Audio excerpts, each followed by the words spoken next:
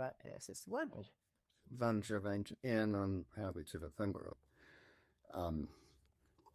I have notes from which I'm well for. I did on the other with your statement. Or the reason I did I have a started statement was 1061 lives squarely in my heart. I do not need prepared remarks to that. However, I do need some guidelines to make sure that I'm getting some good points made because I occasionally might be down a little too loquacious on anything.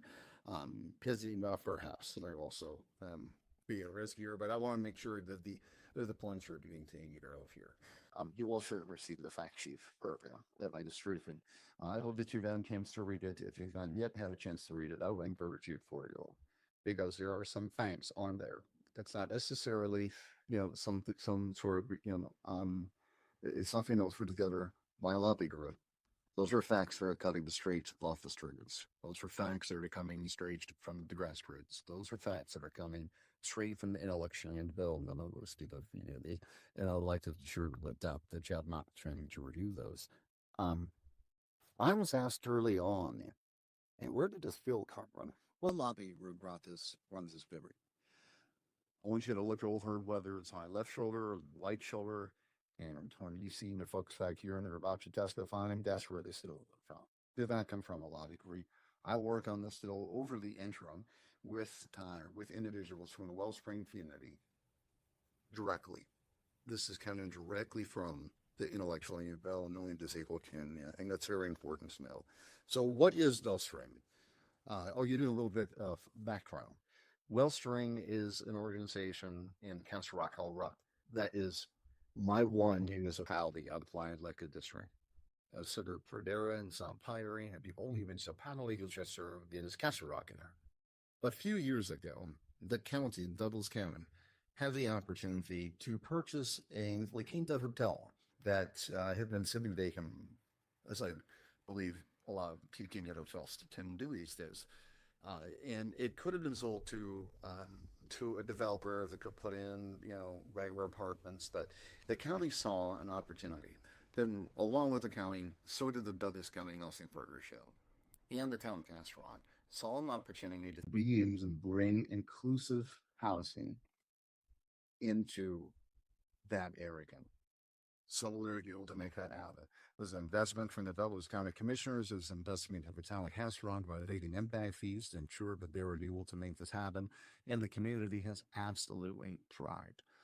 This is the most important takeaway about what is Wellspring. Wellspring is different than any other organization that you might hear from today. There are other organizations that say, hey, we've done developments like this. No, yeah. You might be hearing this and say, no, we're doing developments like this. I wish I were case. This is not regular straight downward program. It's not just Section 8 housing. This is, it's important to understand, this is inclusive house. This is the entire universe that supports the IDE community. They did independent living. They have their own places to live. There is a church that leases up part of their space for an akery. There's a coffee shop. The individuals who live there, we call stars. And the stars have the ability to work and live independently in a thriving, supporting community. That's what Wellspring is. So I want to be very clear that this bill is not to benefit Wellspring at all. Wellspring's doing great. They're full up. For La Quinta is full. I wish that there were 60 units in La Quinta that would support IDD housing, but it's full. And as a matter of fact, Wellspring has purchased another vacant hotel across the street, and they're building yet another property. So they're doing phenomenal. This bill is to take that model and to be able to replicate that throughout the Front Range. Because what we have right now, despite what you're in here in Desolate, is not this. We do not have this. But this is what I would ask all of us here to consider as the new North Star of what we could have with inclusive housing. Yeah, but The neurodivergent crowd there, you have neurotypicals that are there to support, that work alongside with them in the coffee shop and in the bakery. You're going to hear today from some stars directly. And they're going to tell you what it means to them to have this community, this empowering community behind them. As well, sorry. Vouchers, like Section 8, 11s, LISEC credits, you know, they all live in the same housing ecosystem. And it's all, I'll try to refrain from acronyms, but they're fundamentally different. Okay, 811s are supportive housing for persons with disabilities. Um, you know, LIHTC, low income housing tax credits, is a development financing mechanism. The idea is to try to find these mechanisms and to trying to carve out a little bit for specifically these developments to come online. The bill carves out 10% of JAFA, Colorado Housing Finance Authority, LIHTC, well without house tax credits, specifically for, as the bill was originally, is the name in the original bill, the IVD community. There has been an amendment presented and is accepted gladly by me that we are expanding that universe to not just be specific to the IVD community, but rather those that are on HCDS waivers, the home community-based services waivers. So we want to be able to expand the individuals that are able to apply for this 10% carve-out. There is, on the back of that fact sheet that I gave you, there is a success story that is very important to consider. Because there's two things kind of working at odds here, right? We're trying to do the right thing for an underserved community.